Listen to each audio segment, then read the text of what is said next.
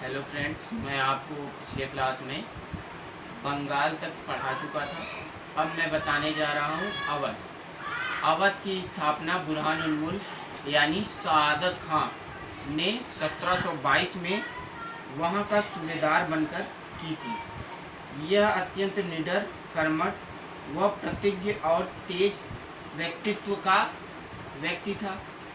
इसने 1723 में किसानों के लिए नया राजस्व बंदोबस्त कानून लाया था, जिससे किसानों को बहुत ही राहत मिली थी। 1739 में इसकी मृत्यु के पश्चात भतीजे सफदरजंग ने इसका कार्यभार संभाला, जो 1748 में वजीर का पद प्राप्त करता है। इसने अपने मेन गढ़ को इलाहाबाद और लखनऊ के रूप में बनाया। अब आते हैं इसके महत्वपूर्ण बिंदुओं के बारे में। सफदरजंग की मृत्यु के पश्चात उसका पुत्र शुजाउद्दौला अवध का नवाब बना और पानीपत के तृतीय युद्ध में उसने मराठाओं को कमजोर करने के लिए अहमद शाह अब्दाली जैसे आक्रांताओं को मौका दिया। अब हम बात करते हैं स्वतंत्र राज्य की। स्वतंत्र राज्य में पहला राज्य है राजपूत राज्य, जहाँ पे राजपूतों का वर्चस्व था। आप लोगों ने राजपूत राजा जयसिंह के बारे में बहुत ही सुना होगा।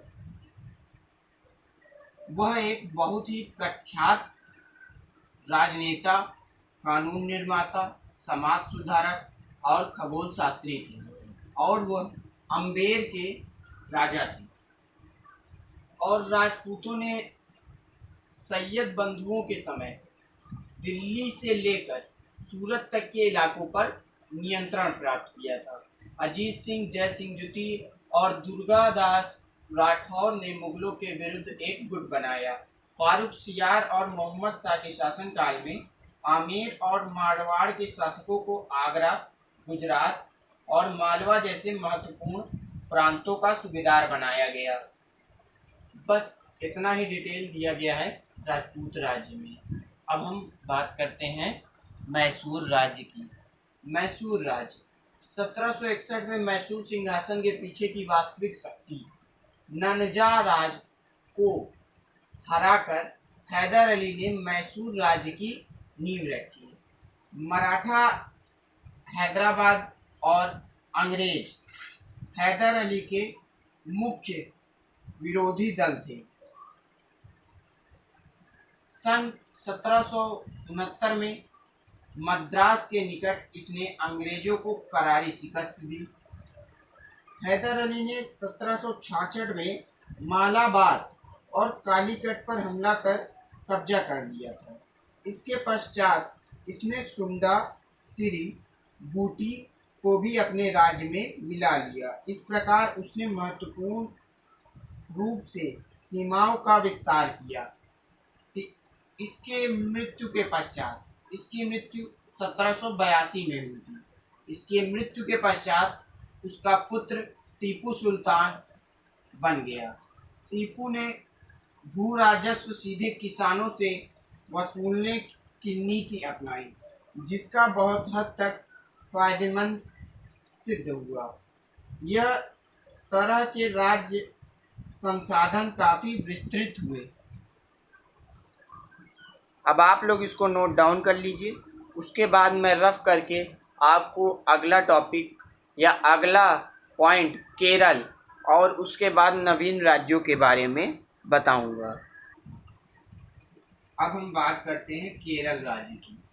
1763 तक 3 राज्यों कोचीन, त्रावणकोर और कालीकट ने एक साथ मिलकर वर्तमान केरल राज्य का निर्माण किया। लेकिन मैसूर का विस्तार केरल के स्थायित्व के लिए विध्वंसक साबित हुआ था और हैदर अली ने केरल पर 1766 में आक्रमण किया था, जिसमें केरल का मालाबार और कालीकट को जीतकर मैसूर में मिला लिया। त्रावणकोर ने 1729 में अपना महत्व हासिल किया, जब इसके राजा मार्तंड वर्मा ने पश्चिमी तर्ज पर प्रशिक्षित और आधुनिक हथियारों से सुसज्जित शक्तिशाली और आधुनिक सेना की मदद से अपने राज्य का विस्तार कर डच को केरल के बाहर कर दिया और सामंती प्रमुखों को दबाकर उसके बाद उनका उत्तराधिकारी राम वर्मा बना, जो बेहद सृजनात्मक एवं विद्वान था, ने पश्चिमी ज्ञान को शामिल किया एवं त्रिवेंद्रम राजधानी को ज्ञान एवं कला का केंद्र बनाया। बस इतना ही आप लोगों को केरल राज्य में दिया है। इसके बाद अब हम बात करेंगे नवीन राज्यों की। नवीन राज्यों में देखिए आपको मराठा, जाट, रुहेला तथा बंगस पठान और सिख दिए हुए हैं, लेकिन जिसमें से मराठा बहुत ही बड़ा पॉइंट है और बहुत ही महत्वपूर्ण पॉइंट है, इसलिए उसे हम बाद में पढ़ते हैं। उसके बाद आता है जाट। अब हम बात करेंगे जाटों की। जाट जो हैं वो भरतपुर के जाट राज्यों की स्थापना चूड़ामल और बदन सिंह ने की थी।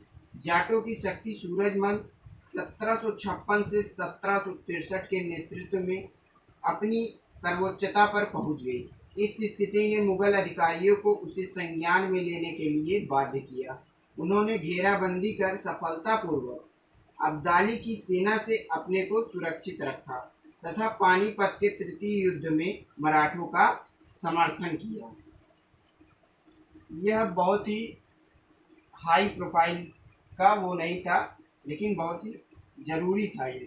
उन्होंने मुगल साम्राज्य या मुगल राजस्व व्यवस्था को अपना एक कर स्थायी राज्य की नींव रखने की कोशिश की, लेकिन 1763 में सूरजमल की मृत्यु के पश्चात जाट राज्य का पतन हो गया और यह छोटे छोटे राज्यों में विभाजित हो गया, जिनमें से अधिकांश लूटमार पर आश्रित रहने लगे थे। इनका भी कोई महत्वपूर्ण उतना रोल नहीं रहा है। अब हम बात करते हैं रुहेला तथा बंगस पठान। रुहेलखंड एवं बंगस पठान के राज्यों का जन्म 17वीं शताब्दी में भारत की ओर अफगान लोगों के प्रवास का परिणाम था। अफगान में राजनीतिक एवं आर्थिक अस्थिरता के कारण 18वीं शताब्दी के मध्य में अफगानियों का भारत में बड़े पैमाने पर आगमन और नादिर शाह के आक्रमण के पश्चात उत्तर भारत में सत्ता के पतन का लाभ अली मोहम्मद खान ने उठाया और एक छोटे से राज्य रुहेलखंड की स्थापना की। यह क्षेत्र हिमालय के गिरिपीठ में या से उत्तर में कुमाऊं और दक्षिण में गंगा के मध्य स्थित था। यहाँ पर आप लोगों को इनके बारे में उतना ज़्यादा डिटेल नहीं दिया गया है, हम लोगों को थोड़ी थोड़ी बातें जानने की आवश्यकता है। अब हम बात करते हैं सिखों की। सिख के बारे में आप जानते ही हैं, वो बहुत ही शक्तिशाली थे और एक शक्तिशाली एवं सुदृढ़ पंजाब राज्य की स्थापना करने का श्रेय रणजीत सिंह को जाता है। इनके पुत्र का नाम महासिंह था। रणजीत सिंह ने लाहौर में 1799 और 1802 में अमृतसर पर विजय प्राप्त किया। इन्होंने 1838 में एक त्रिपक्षीय संधि की थी, जिसमें अंग्रेज, शाह शुजा और ये शामिल थे, और जिसके पश्चात अगले वर्ष ही इनकी मृत्यु हो गई। मराठा बहुत बड़ा टॉपिक है, इसलिए मैं आपको अगले क्लास में उसको विस्तार रूप से पढ़ाऊंगा। फिर अब आपसे मिलते हैं अगले क्लास में।